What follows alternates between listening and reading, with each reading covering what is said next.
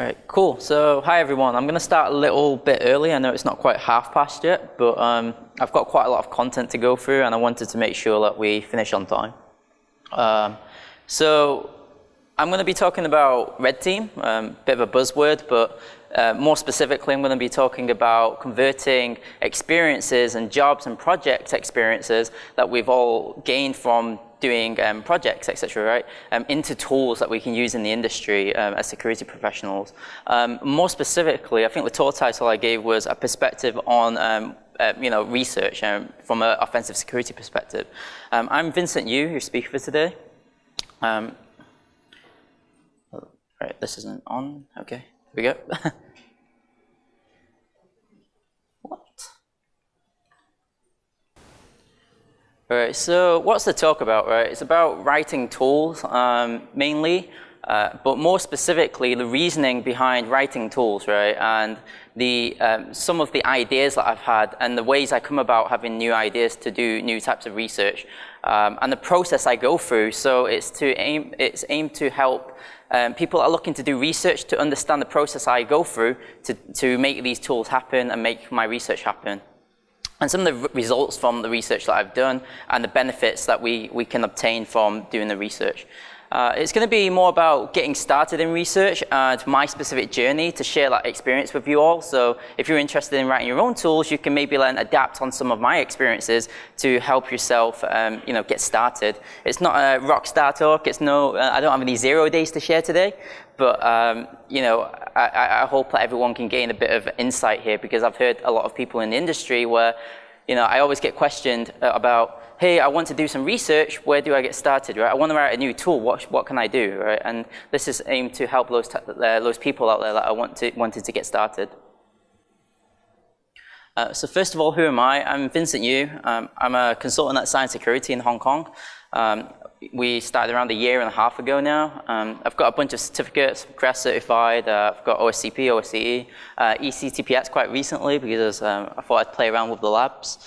I'm on LinkedIn and Twitter as well, so if you want to reach out via those channels to ask any questions, I'm happy to chat with anyone as well. So red teaming, right? It's become a buzzword. All the sales guys are using it. Everyone talks about red teaming these days. But yeah, we use the word red teaming, and it attracts a lot of attention in the security industry. But essentially, I like to think of it as like, when we're doing a red teaming engagement, the whole idea is just to understand how well our security investments are doing, right? We've put a lot of money and time into implementing security in our organizations. We want to understand, how well are we doing, right? Has it done its goal of protecting our organization at all? Are we now more difficult to hack? And there's the process of simulating the footsteps of an attacker, right? We simulate according to the cyber kill chain quite frequently nowadays, and that's quite useful, and as we'll see later on in the talk, as to how I select my types of research to do. And the result would be to learn, from the back of a red team, would be to know the strengths and weaknesses of your organization when defending against the unknown. Because if you're always defending against things that you know about, then how do you know you can defend against something like you haven't met before? And it's aimed to address those types of concerns. So we need tools and research everywhere. I say red teaming here, it's not just specific to red teaming, right? So if we're red teaming a car from this perspective, right, and we're trying to break into this car, we might look at different aspects, right, like the wheels, for example, or the window, or the headlights, or even the cloud if it's connected to the cloud in some way, or the internet, right? We might even look at the driver or someone that's doing maintenance on the car, right? We might try and get in that way through other avenues. And then I see pen testing as more like looking at just the wheels, right, but in more detail, in more sophistication. But there's benefits to both approaches, and the red team approach, I've always been able to see more, from a outside the box perspective, and from a penetration testing perspective, I've been able to look at specific components in more detail. But the takeaway from these slides are, basically, regardless of what your day-to-day role is and what types of exposure you get to, in the security industry, there are areas where you can always contribute with your own research and with writing your own tools, and it will benefit everyone else as well. So, in my opinion, there's the following types of research. There's like the rock star level where people are finding O-days, fuzzing, and all of that good stuff, finding CVEs. all the deep tech stuff. I'm not going to be talking about that as much in this talk. I'm going to try and focus on more of like the ad hoc research type stuff. You know, we find a new area that we're interested in. We want to quickly see whether we can leverage something from that new area of research, or developing tools for that research as well. So I'll be focusing more on the latter two. So tools are really important, regardless of what your role is or what profession you're in. You know, if my laptop broke today and I needed to take it apart to, you know, start looking at the internals to try and fix it, you know, I could open up the case in a number of ways, right? I could get a hammer and smash it open, but then my laptop won't look very good, right, afterwards. Or I can actually just use a screwdriver that's designed for the task at hand. And I think the takeaway is, when we have more tools, we can make it more consistent the way we do things, and we can also, you know, we can professionalize the way we do things and make sure that we're less prone to mistakes. We make the task a lot more efficient and easier to complete. So before we had tools, right? This is an example of one of the tools that I wrote a couple of years ago. So we know there's like a PowerShell command, for example, at the top here. We know this is quite easily detectable by antivirus, right? And back in the day when we wanted to change up and break signatures in static files, we had to then start obfuscating the text, etc. And maybe every time we had to make a new payload, we'd go and edit the text manually or even script up elements of it. And we'd have something quite simple, but it'll do the job, right? It's a quick fix, it'll work. And then after we created tools, all we had to do was run one tool against that code, and then we'll have a new output every time, and it'll be consistent. I'll be less prone to mistakes. I'll have less syntax errors, for example, and my code will still work, and it'll do the job. And it's tried and tested, so it works every time, and I can add additional complex features, which I'll show in a bit as well. But before we go into that, I want to go over, you know, so how do I actually decide what I want to research, right, and what to research? One way I do it is by looking at the cyber kill chain. So when doing like a red team engagement, there's like the reconnaissance phase, weaponization, exploitation, you know, whether it's persistence, and then, you know, lateral movement in the organization, or actions and objectives, a bit more target specific in those cases. But I've always focused more on the earlier stages, so the reconnaissance and weaponization and command and control phases. I've written tools like DOMLink, LinkedIn to Mailnt for reconnaissance. I've done weaponization bits like Cactus Torch, MorphHTA, and Weaponize. So Cactus Torch was based off James Forshaw's research previously, which I tried to make work, and we can use it as like implants and payload. Command and control, you know, around domain fronting and subdomain takeovers. So I pick things that are I know that I can apply straight away into my day-to-day job, and that's how I pick research. So it's a pretty good way to, if you're deciding on something to research, you can pick a specific step in the cyber kill chain and find something that might interest you that you can look into. And from a penetration testing perspective, you know, I've done a whole bunch of things as well. This isn't very specific, but if you're doing a pen test, for example, on a specific technology or web application, right? You might be doing, you know, one of the vendors outside even in the technology booths, right? If you're doing their web application, you might find specific vulnerabilities, or even let's say you find a user enumeration bug that's time-based, right? And so you put in a username, and you know, there's a different delay time if the username's correct or incorrect. You can write up a tool that can do that for that specific technology, right? And you can make that repeatable every time, and you can share that tool, and then everyone else can have that repeatable effect, and we can enumerate usernames from that application. And it's about, you know, applying and finding areas that you can write a quick tool for in your specific area of research or day-to-day roles, I think. And another thing I hear quite a lot when, you know, so someone's come to me and they're asking, hey, what area of research can I do? I give them some idea, and then they're like, hey, I'm not a developer. Sure, I'm not a developer. I try and shy away from it as well. You know, I'm not a great coder, for example. So a lot of my code is just patched together. It works. It's not beautiful code. I'm not the best Python programmer in the world. You know, I patch it all together and it works. People give new code updates and optimize my code, for example. And that's because I share my code out there, and I get other sets of eyes, and people can contribute. So like I said, but if the code is somewhat readable, if you make it somewhat documented and readable and understandable, people will actually contribute to your code that you push out there, and they'll keep it up to date, they'll add new features, etc. But more importantly, keeping it up to date, as we'll see with one of the tools that I wrote, the login process broke quite recently, and the community decided to submit fixes. So it's quite useful. A quick slide just to break it off a little bit for me. Oh, thank you.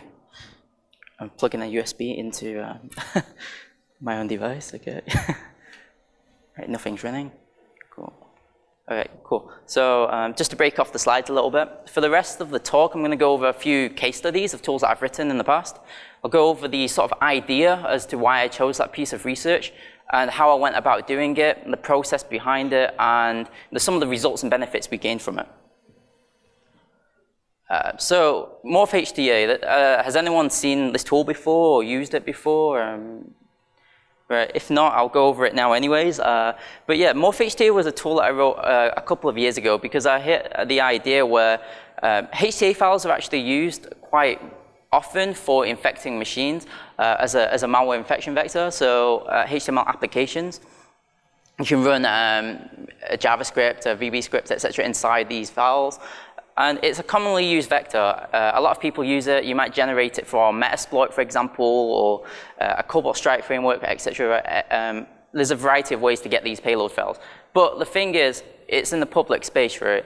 So a lot of defenders will be writing signatures for these things, right? Really dumb signatures, like might just find the word PowerShell with like VB script in the same file, right? That sort of thing. But what I found was like, we know there's a common way to fix this issue by just obfuscating the strings within that file. But when you're obfuscating strings in that file, like I said before, if you're going into the file every time and trying to change up the code or just type that code yourself and mess with it a little bit, it gets really complicated and you're more prone to errors. It can break if you have to test it every code change sort of thing. And it might be 6 months later before you have to do another payload, right? Or even a year later and you don't remember that syntax and you have to go back to VB script syntax. Is it a dot or a plus or an and symbol to concatenate strings, that type of thing. And you might not necessarily want to be fiddling with that when you're on an engagement under time pressure. So, like I said, it's time consuming to do. And also, humans are not really good at being random, right? I can keep copy and pasting the same command to, add more in the file, but I'm not good at being random at all. And a computer can just randomly generate this for me. And I can have custom obfuscation per campaign. If I'm doing a whole bunch of phishing campaigns, then I could generate, maybe like 50 payloads. If I want to send every single person a different payload, for example. And I can add fake code paths. I can add benign code that can just make it a lot more difficult to read and different code streams. So if someone's trying to step through the code, it gets a lot more difficult for them. So if you're a bit lost right now, the key takeaway is, this was just a few days ago when I scanned this just to make sure and see what it looks like nowadays. But before you do any obfuscation whatsoever, it's 26 engines will find the static strings in the script, right? Well, that's about half of the virus total engines. But immediately, if there's no sandbox, well, you just don't wait for the sandbox to work yet. But there's around 2 detections on virus total after processing it through the tool. It's 3 years later since I wrote the tool, so I wrote it around 3 years ago. And at that time, it was 0 detections, and now it's 2. So, pretty good. After 3 years, it's still not very detected, and it's still usable. So it's not like the tool's gone out now, right? You can't use it at all. So there is a long-term benefit of writing tools as well. It's actually simpler than you might think, right? You might look at a tool, and I've had people ask this in candidate interviews as well, right? Have you heard of the tool MorphHTA? How does it work, right? Can you explain how it works? How is it bypassing AV? And it's actually simpler than you might think. It's like 4 steps, pretty much. The first step is to read the file in, the payload in, and then parse the text of interest, there's different sections within the file, and then just process the text, transform the text, change the code up, and then just write it back out as a file. It's just a simple read, process a little bit, and write the file. It's a lot more simple than some people make it out to be. But if you're lost, here's a quick demo just to see what the tool does. So this is the MorphHTA tool. Is it going to start or?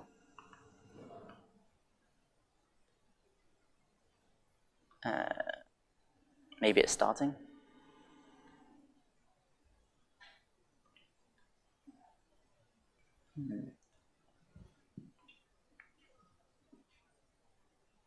Okay, there we go. All right, yeah, there's a bit of a delay. So, we begin by just generating a HTML application straight out of Cobalt Strike, detected by pretty much a lot of antivirus engines, like as said before, 26 out of 52.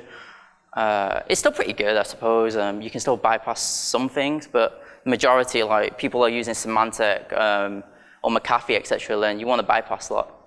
Here I run MorphHTA with the Explorer mode. So this is another mode that I implemented because our default HTA files spawn out of a HTML application container where if you see like running PowerShell, it might be suspicious, right? You can find like in sysmon, for example, and then the process spawn chain. But here it makes it spawn out of Explorer. And after running the tool, I get a whole bunch of obfuscated code, and it writes it out to pwn.hta. And here I'm just comparing the payloads a little bit. So previously you could see words like wscript.shell and PowerShell, so immediate flags to a defender, and you can immediately see, oh, it's a PowerShell payload.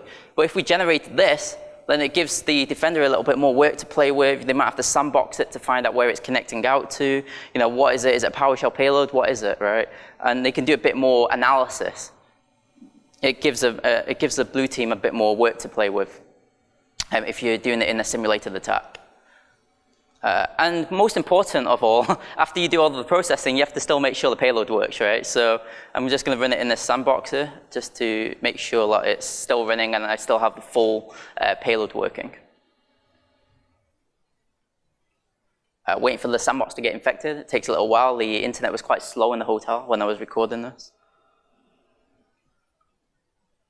But yeah, we've got two-way C2, and it's around a 12 megabyte file. It converted it from around, maybe like 50 bytes or something. Even I don't even know how long it was, but yeah, it's it's added loads of fake code streams, changed up the text, added arithmetic expressions, etc., just to mess with the AV a little bit.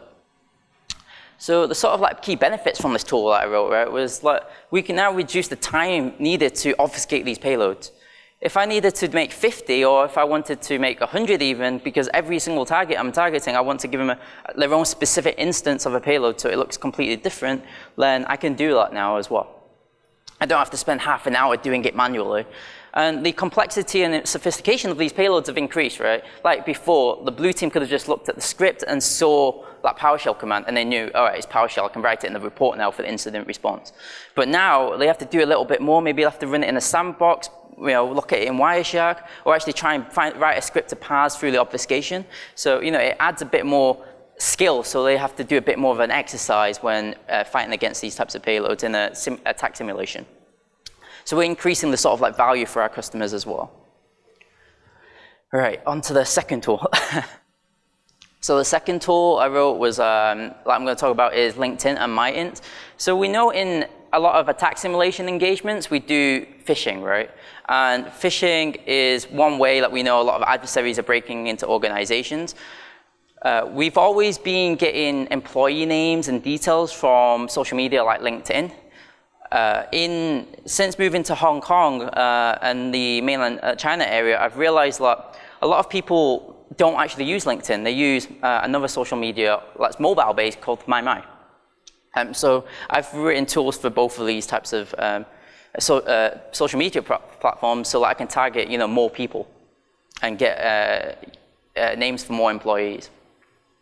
So there's my sort of like injection point as to why I did this sort of research and made this tool.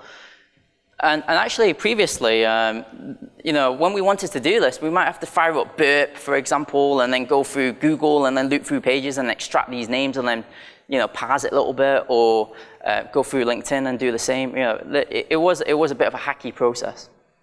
But actually LinkedIn is a lot more simpler than you might think. Once again, it's a Python script. It basically connects to LinkedIn, logs in, as you would in a browser, gets a session token, connects to LinkedIn once again, looks for your company of interest that you're interested in, and then gets the employees, parses through the employees, extracts their names and details from the responses, reformats it all and puts it into a nice report sort of format, and then outputs it to a text file, right? So we'll see a demo of that in a moment.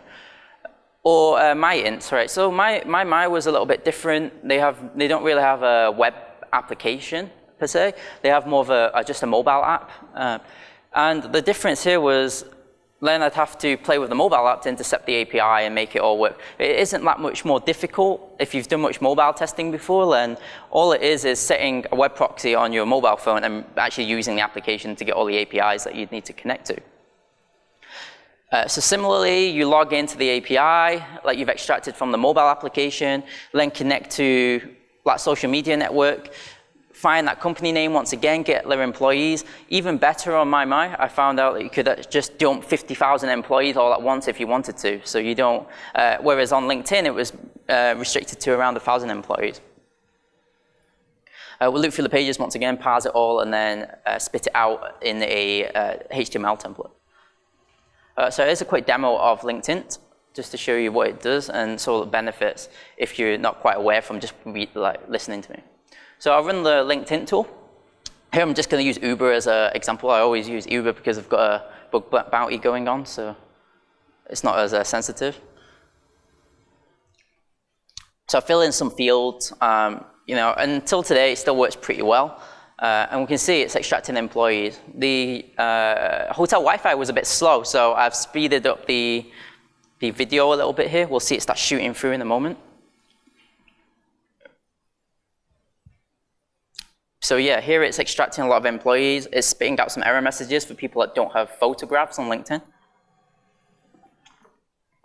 But at this point, the tool's finished. And that was within 3 minutes maybe. And I'm able to get roughly 1,000 employees off LinkedIn. Get a nice HTML report template, which I can view. There's nice photographs and the job, the location.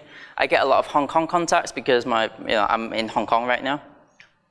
So it gives me people in the same proximity, people in the same network. You can actually specify a specific location you're interested in, and you can get employees for that specific location. I've got a CSV file as well for the people that want to cut out those emails, for example, and put it into other tools for processing. So you might put it into a phishing framework or into a brute forcing tool, for example, and you can use these as well. So once again, we're reducing the time necessary to perform a repetitive task that we're doing across many engagements. If you're spending less time finding employees of an organization, you're actually spending more time doing something else, right? Whether that be for, doing reconnaissance for other social media or, finding breached passwords maybe, that sort of thing. So you're spending more time on other aspects as opposed to looking for employees. That might take hours in some cases. And there's less confusion now. There's one go-to tool. Before there were loads of other tools, some that use LinkedIn APIs, some that use other methods to getting employees maybe through Google. But now you just got one go-to tool and you can just, it works and it does the job. It reduces that complexity.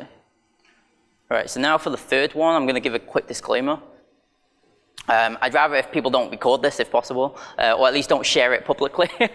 Just keep it within the room if possible. Microsoft are already aware of the issues.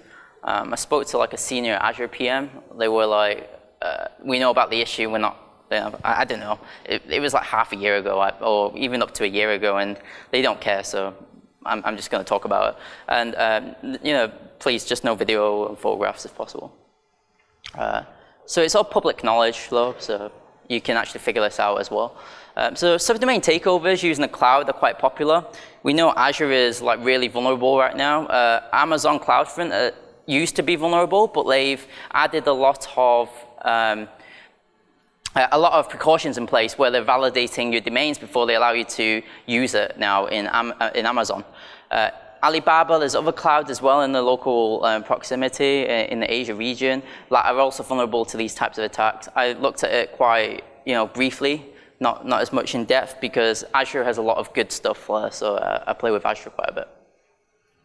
In this bit, I'll go over what a subdomain takeover is. So it's basically let's say ticketexchange.microsoft.com. This is one that I've identified as being vulnerable. You can, if you've got your laptop right now, you can actually dig for it yourself, and you can see like it's in a vulnerable state. So in step 1, right, if you do the dig request, right, you'll see that it actually resolves to a CNAME of ticketexchange.trafficmanager.net. And then in step 2, you can see that it doesn't resolve to an A record. So if no one wants to be ticketexchange.trafficmanager.net, so why don't we be that ticketexchange.trafficmanager.net? So, you know, I'll take over it. I'll be that guy. And what happens is, but even after we do that research, right, I don't want to just know that ticketexchange.trafficmanager.net is vulnerable, right? I want to know on the larger scale what companies are vulnerable, what other organizations, what other domains are vulnerable, and I'll go over that as well, right? So what I do is I take a large list of trafficmanager.net instances because I know Traffic Manager uses style at trafficmanager.net, and then I'll loop through all of them, and I can use a tool like Subjack. You can find it on GitHub. And it'll loop through all of them, and I'll tell you whether it's vulnerable to subdomain takeover. There is a lot of false positives here. Sometimes you'll see with the traffic manager instance I just talked about, I've reserved control over it, so you can't just go over it and take control over it, so hence why I'm talking about it. But in that case where, you know, if someone's already taken over it, but they're not enabling it, then it'll make it look like it's still in the vulnerable state if you're just looking at the DNS record. We've got our own like private sort of like research and way to do it, to sort of like reduce that false positive rate. But I'm not going to share it here in this presentation. But what we can do is, if we can take that research and we can automate it every month or every few weeks and have this alerting and monitoring system, we can alert of specific domains or even compare vulnerable domains to Alexa Top 1 Million, for example, to assess the impact, etc., and then give ourselves alerts. Or, you know, I can get an email every month to say these are the new ones that we've found. And I can use that to help our customers. If our customer's subdomain is vulnerable, I can use that in an engagement with them for whether like a pseudo waterhole attack, or in command and control, if I want to use their own domain for command and control, or I can use it to phish their own employees. So, you know, I can do that as well. So there are like legitimate uses for these things as well in some of our red team engagements. If you're lost as to what's happening here, here's a quick demo. Here's an Azure Traffic Manager Subdomain Takeover. Here we're actually on Azure, just to show that, you know, it's not fake, it's on Azure. I've got ticketexchange.trafficmanager.net already registered, but we're going to dig it again, ticketexchange.microsoft.com, and we can see that there's actually missing A records, right? So there's no A record, and then this pretty much shows that it could be in a vulnerable state. It might not be 100%, but we can register it in Azure Traffic Manager. So I've registered it here, and I've set an endpoint that it goes to. I'd use takeover.megacorp.icu, which I own, and then I can just manipulate the A record to my own servers. So if we go to ticketexchange.microsoft.com, there's no content exists here because it's not enabled yet. And then I go back out to the overview bit, and I can enable a profile. And we'll see that actually quite quickly, if I dig the A records again, the CNAME again, we'll see that now it resolves to my server. So I've got control over this domain at this point. You know, I normally serve a blank page on all of the bug bounties I do as well, because then it doesn't damage the reputation of the organization. But here for this proof of concept, I'm just going to type in some information, some content, some text, refresh the page again, visit the website, and we see we've got control over Microsoft subdomain. So if you're a malicious attacker, right, someone could use this for phishing. You know, you can put like an Office 365 page on it, for example, right? Then suddenly you add a lot of trust for employees. If you're doing this type of research, don't generate SSL certs for these like high-profile domains, because the whole SOC team's going to go after you. So, you know, you'll have some legal consequences. So just like, you know, be careful when doing this type of research. So you will, from the back of this research, know ahead of time if your customer is vulnerable. I've found loads of banks, government entities across the world, and you know, even like national railways, etc., companies, etc. They're all vulnerable to this type of thing. The shipment and logistic companies as well. So there's actually quite a large exposure, right? So if you can do this on the large scale, you can find out a lot of these companies, and then if they're one of your clients, you can help them, right? You can provide this information to them. And you can simulate attacks that might not have been possible if you didn't have this knowledge. You know, watering hole attacks have been quite hard to simulate from a red team perspective legally, because we can't just compromise a website on the internet and be that website, right? But whereas if you find that your customer's subdomain is vulnerable, you can use that to then maybe host some content to then phish their own employees. And the last sort of like section I'm going to talk about is Azure App C2. So we know from the previous case study that Azure has a lot of subdomain takeovers, right? And Traffic Manager is really easy to play with because you can just direct traffic to a C2 server or a server that you control, rather. But Azure apps are a little bit more, you know, you can host content on it, but we'll see that it's actually a little bit more difficult. I have to learn these scripting languages like .NET, all right, fair enough, PHP. Like I have to learn how to write a web app in these languages, which if I'm on an engagement, you know, client's giving me like 10, 15 days, I don't have time to be messing around with figuring out how I'm gonna start hosting content on this subdomain takeover I found on one of their domains. So what I've done is I've just created a proxy in Python, which just proxies traffic to a selected domain or a selected backend server that you specify. So what I did was I take the connecting client into the Azure app, right? I parse it for the request. I get the GET request, the parameters in the URL body and etc. And then the headers as well, the cookies and other headers. If you're using, I don't know, maybe I don't recommend using the X-forwarded for header, for example, for you know, command and control. But if that was the case, then you need to make sure you're proxying that as well, right? And there's a lot of other headers that might be of interest as well. And then I basically just craft a new request to the target location, so my attacker control server, controlled server, and then just send that same request to my server, get the response, and send it back out to the connecting client to just act as this proxy between the Azure app and my server. So when an incoming request comes in, if I've got bear.png, then I'll just create a new request with that same information. So basically just mirror that exact same request, right? These are some of the things that you have to be concerned with when writing this type of thing. The host header, I stick it as my target server. So we'll see in the demo bit where I actually just configure that, and then it will proxy request to my server. So if you're lost again, here's a demo. So Azure application command and control. So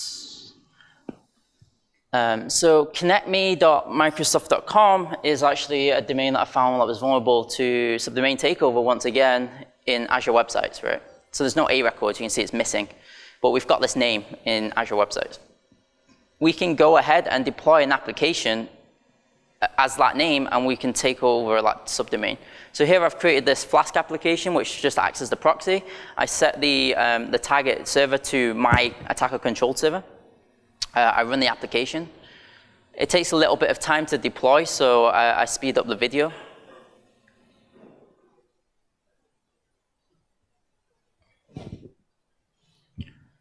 Right, so it takes quite a few minutes, so we're speeding it up rapidly, like 15 times the speed. And then, you know, it's doing all the deployment stuff. It's pushing out this application onto their application cloud.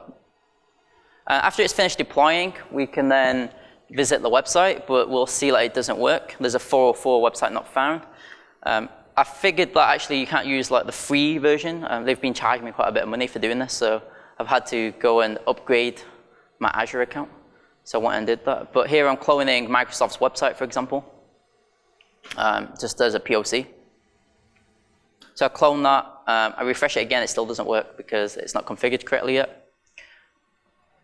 I go to Azure again, click on the application services, click on that instance, go to custom domains. And because it's already pointing to the correct location, I can type in connectme.microsoft.com here and validate like this domain actually works. Go down, and I can add it as a custom domain. Now if I refresh this website again, we'll see that connectme.microsoft.com actually hosts a website that looks like Microsoft's website, right, on my own server. But the key point of this was to make it work for command and control. So I'm going to generate a malware executable here and then run it in the sandbox just to make sure that I'm actually connecting to connectme.microsoft.com and it's actually working as two-way C2. So here's the sandbox. I'm just going to paste it in. I've got Wireshark running so we can monitor like the C2 is actually working. I don't use HTTPS because I don't want to make any SSL certs under Microsoft's domains. So C2 channel is working. I check over in Cobalt Strike to make sure that the two, like false two-way C2 is working. I censored that a little bit because I didn't want to give out too much about my C2 channel. So yeah, if I do a screenshot, it'll work because there's the two-way command and control working to the connectme.microsoft.com, and we can see there's a screenshot of the sandbox. It's a bit cut off because high DPI on the sandbox, and I didn't screenshot in the right application. But if we look at the DNS records, we can see that it's actually going to connectme.microsoft.com.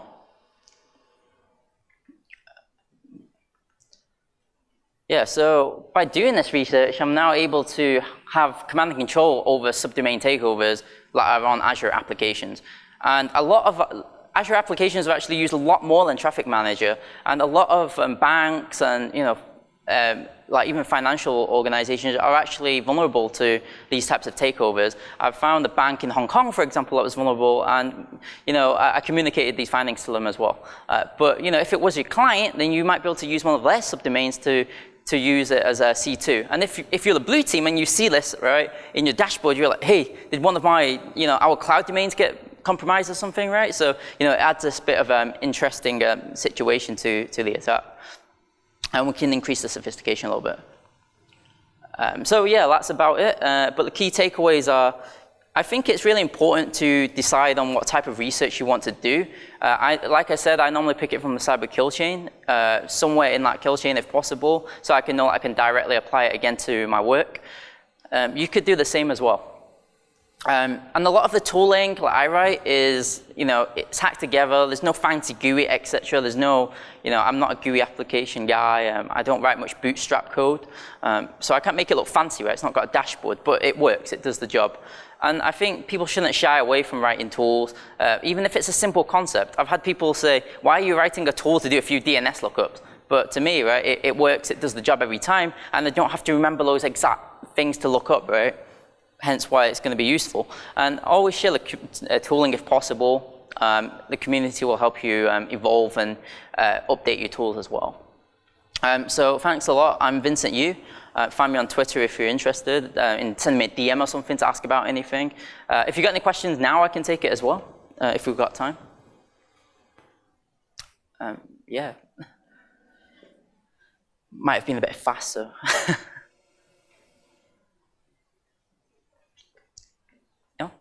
Okay. Yeah, okay.